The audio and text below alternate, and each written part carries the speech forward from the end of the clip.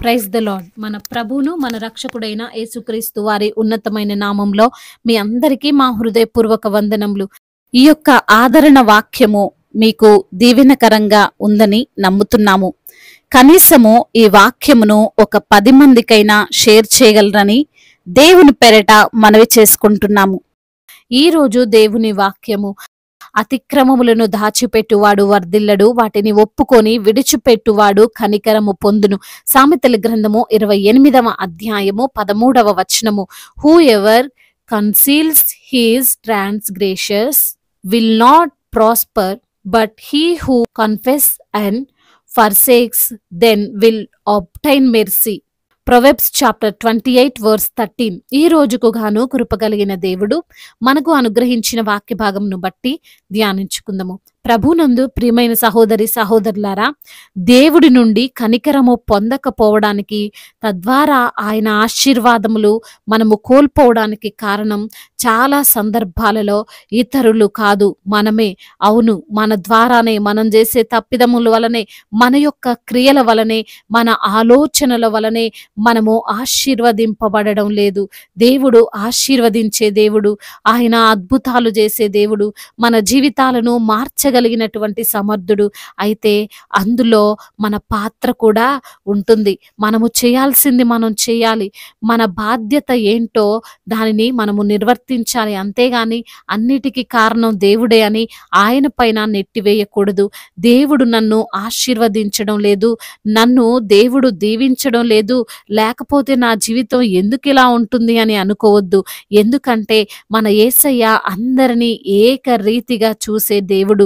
ఒక వ్యక్తి కాలుకు దెబ్బ తగిలింది అని హాస్పిటల్కి వెళ్ళి దానికి ట్రీట్మెంట్ చేయించుకొని మెడిసిన్స్ తీసుకొని వస్తాడు. అయితే రోజులు గడుస్తున్నా ఆ దెబ్బ మానడం లేదు, ఇంకా ఎక్కువైపోయింది. ఆ వ్యక్తి డాక్టర్ దగ్గరికి వెళ్ళి, మీరేం డాక్టర్ అండి, నా దెబ్బ ఇన్ని రోజులైనా తగ్గడం లేదు అని అడుగుతాడు. అందుకు ఆ డాక్టర్ అంటాడు, బాబు నేను చెప్పినట్లు అన్ని చేశావా, మందులు సరిగా వేసుకున్నావా, ఆయింట్మెంట్ వ్రాసుకున్నావా అని అన్నప్పుడు అన్ని చేశానండి, అయినా తగ్గడం లేదు అని అంటూనే తనకు ఒక విషయం గుర్తొచ్చింది.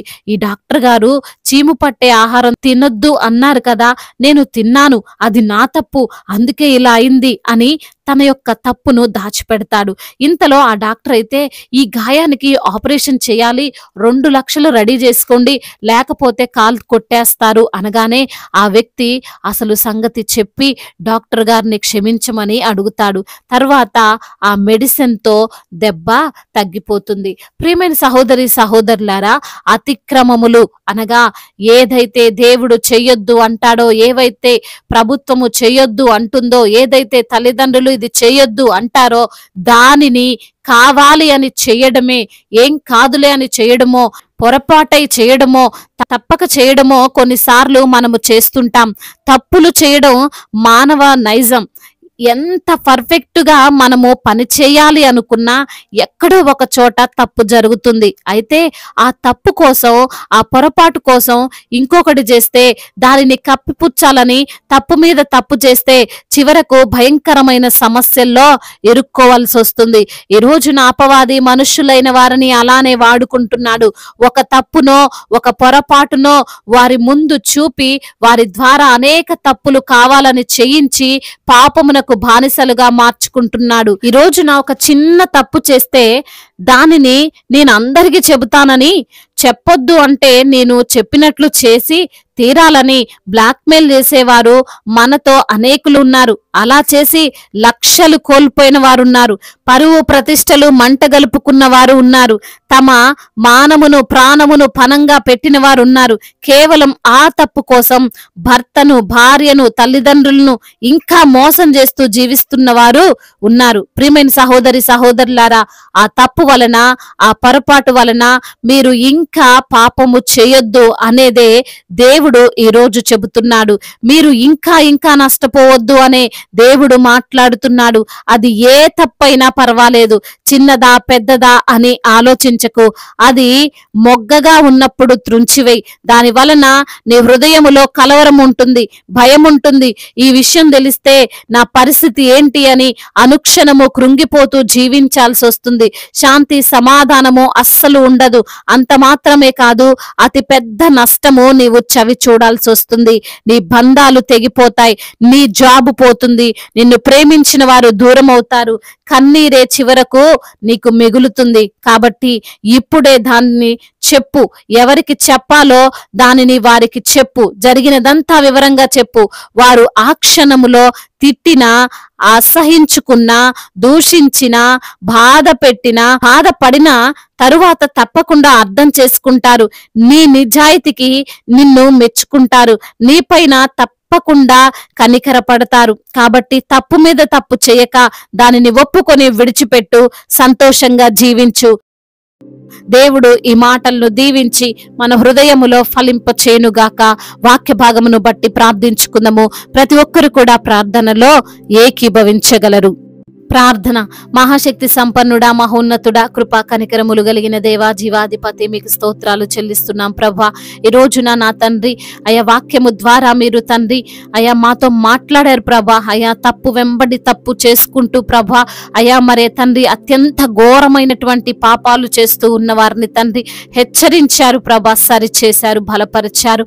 అందును బట్టి మీకు స్తోత్రాలు అయ్యా. ఈ రోజున ఎందరైతే బిడ్డలు మరి ప్రభా అయా దేనికైతే బానిసలైపోయారో, దేని నుండైతే తండ్రి బయటపడలేక ఉన్నారో ప్రభా, అట్టి హృదయాన్ని వారిలో నుంచి తీసివేసి నా ప్రభా వారి యొక్క అతిక్రమములను మీ ఎదుట ఒప్పుకొని విడిచిపెట్టి మీ యొక్క కనికరమును పొందుకోవడానికి సహాయము చేయండి తండ్రి. అయా మరి తండ్రి గడిచిన నెలంతయు కూడా ప్రభా నవంబర్ మాసం అంతా కూడా మీరు మమ్మల్ని కాచి కాపాడారు. మరి యొక్క నూతనమైనటువంటి అయా డిసెంబర్ నెలలోనికి మమ్మల్ని తండ్రి తీసుకొని వచ్చారు. అందును బట్టి మిమ్మల్ని ఎంతగానో స్తుతిస్తున్నాము తండ్రి. ఈ రోజున ఎందరైతే బిడ్డలు ఏ సమస్యల్లో ఉన్నారో, ఇరుకులతో ఇబ్బందులతో ఉన్నారో, అనారోగ్య సమస్యలతో కృంగిపోతున్నారో, వారికి వచ్చిన రోగాన్ని బట్టి దిగులు చెందుతున్నారో, ప్రతి బిడ్డను మీరు తాకండి, వారికి సంపూర్ణమైన ఆరోగ్యమును దయచేయండి, మీరే వారిని స్వస్థపరచండి. అదే విధంగా నా ప్రభువా ఎందరైతే బిడ్డలు ఆర్థికంగా చితికిపోయి ఉన్నారో, అప్పుల భారాలతో కృంగిపోయి ఉన్నారో వారిని మీరు లేవనెత్తండి. అప్పు తీసుకునే వారిగా కాదు గాని అప్పు ఇచ్చే బిడ్డలుగా వారిని ఆశీర్వదించండి. అదే విధంగా నా ప్రభువా కుటుంబాలలో శాంతి లేక, సమాధానము లేక, ఒకరంటే ఒకరికి పడక, మరి తండ్రి అనుమానాలతో, మరి తండ్రి నిందలతో ఉంటున్నటువంటి కుటుంబాలను తండ్రి మీరు జ్ఞాపకం చేసుకోండి. వారి మధ్య సమాధానాన్ని విస్తరింప చేయమని వేడుకుంటున్నాం ప్రభా. అయా మరి తండ్రి గర్భఫలము లేక బాధపడుతున్నటువంటి బిడ్డలను మీరు జ్ఞాపకం చేసుకొని వారికి గర్భఫలాన్ని దయచేయండి. గర్భిణీ స్త్రీలను మీరు జ్ఞాపకం చేసుకోండి, వారికి మీ శక్తిని, మీ బలాన్ని దయచేయండి ప్రభా. ఇప్పుడే పుట్టిన చంటి బిడ్డలను కూడా మీరు జ్ఞాపకం చేసుకోండి ప్రభా. వారికి మంచి ఆరోగ్యమును దయచేయమని వేడుకుంటున్నాం. ఉద్యోగము లేక బాధపడుతున్న బిడ్డలను తండ్రి మీరు జ్ఞాపకం చేసుకొని వారికి మంచి ఉద్యోగాన్ని దయచేయండి. ఇంటర్వ్యూలకి తండ్రి వారు సెలెక్ట్ అవునట్లుగా కృప చూపించండి. కాంపిటేటివ్ ఎగ్జామ్స్ రాస్తుండగా ప్రభా మీ జ్ఞానము చేత వారిని నింపండి నా ప్రభా. అదే విధంగా వ్యాపారాలు చేసుకుంటున్న వారిని దీవించండి, చేతి పని చేసుకున్న వారిని ఆశీర్వదించండి. నిశ్చయముగా నీ చేతుల కష్టార్జితం నీవు అనుభవించదవన్న వాగ్దానము వారి జీవితంలో మీరు నెరవేర్చమని వేడుకుంటున్నాం ప్రభా.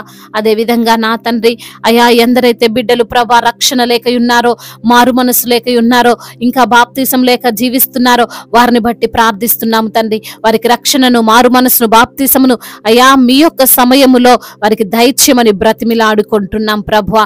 అయా అధికారులందరికీ మీరు తోడుగా ఉండండి. సమయోచితమైన జ్ఞానమును, వివేచనను వారికి దయచేయమని వేడుకుంటున్నాం ప్రభువా. ఆ యొక్క భారతదేశమును మీరు దీవించండి. సమాధాన దేశముగా అయా తండ్రి ఎటువంటి తారతమ్యాలు, విభేదాలు లేనటువంటి దేశముగా మా భారతదేశాన్ని మీరు ఆశీర్వదించమని వేడుకుంటున్నాం ప్రభువా. అదే విధంగా నా తండ్రి దైవజనులందరికీ మీరు తోడుగా ఉండండి. సువార్థికులను మీరు బలపరచండి. అనేక ఆత్మలను తండ్రి రక్షించేటువంటి భాగ్యాన్ని దయచేయండి తండ్రి. మిషనరీస్ ని దీవించండి. వారు చేస్తున్న ఆ యొక్క మిషనరీని తండ్రి మీరే జ్ఞాపకం చేసుకొని నా ప్రభా ఆ యొక్క పని అంతటిలో మీరే తోడుగా ఉండండి. అదే విధంగా నా దేవా ఎందరైతే బిడ్డలు ప్రభా విరిగి నలిగిన హృదయముతో ఉన్నారో ప్రభా ప్రతి బిడ్డను తండ్రి మీరు జ్ఞాపకం చేసుకొని వారికి తండ్రి సంతోషమును, సమాధానాన్ని అనుగ్రహించమని బ్రతిమిలాడుకుంటున్నాం. అయ్యా ఇతర దేశాల్లో ఉంటున్న ప్రతి బిడ్డకు మీరు తోడై ఉండండి. వారిని మీరు బలపరచండి. వారి యొక్క చేతుల కష్టార్జితాన్ని ఆశీర్వదించండి. ఒంటరిగా ఉంటుండగా మీ సన్నిధిని వారితో ఉంచండి. భయపడకము, దిగులు పడకము, నేను నీకు సహాయము చేస్తానంటున్నావు ప్రభా. అట్టి వాగ్దానము వారికి మీరు దయచేయండి. మీరే వారిని ధైర్యపరుస్తూ బలపరుస్తూ రమ్మని వేడుకుంటూ తండ్రి ఇంతవరకు చేసిన ప్రార్థనంతటిని మీ పాద సన్నిధిన చేర్చుకోమని మానాథుడు సర్వశక్తిమంతుడు శక్తిమంతుడు, సజీవుడు, బలవంతుడైన యేసుక్రీస్తు వారి ఉన్నతమైన శక్తి కలిగిన నామములో ఈ ప్రార్థనను అడిగి వేడుకొని పొందుకొని ఉన్నాము మా ప్రియ పరలోకపు తండ్రి. ఆమేన్. ఈ రోజు పెళ్లి రోజు మరియు పుట్టినరోజు జరుపుకున్న వారందరినీ దేవుడు దీవించి సకల మేలులతో, ఆశీర్వాదములతో, కృపాక్షేమములతో, మెండైన దీవెనలతో దేవుడు మిమ్మల్ని నింపునుగాక. మీ యొక్క ప్రార్థన అవసరతలను మాకు తెలియజేయగలరు. మీ కొరకు మేము తప్పక ప్రార్థిస్తాం. మొదటిసారిగా మన యొక్క ఆదరణ వాక్యం చూస్తున్నట్లయితే తప్పకుండా సబ్స్క్రైబ్ చేసుకోగలరు. ఈ వాక్యం మీకు ఆశీర్వాదకరంగా ఉండినట్లయితే అనేకులకు కూడా ఈ వాక్యాన్ని పంపి మీరు కూడా దేవుని యొక్క రాజ్య సువార్తలో పాలిభాగస్తులు కావాలని దేవుని పేరిట మనవి చేసుకుంటున్నాను. May God bless you all. దేవుడు మిమ్మల్ని దీవించి బలపరిచి స్థిరపరచునుగాక.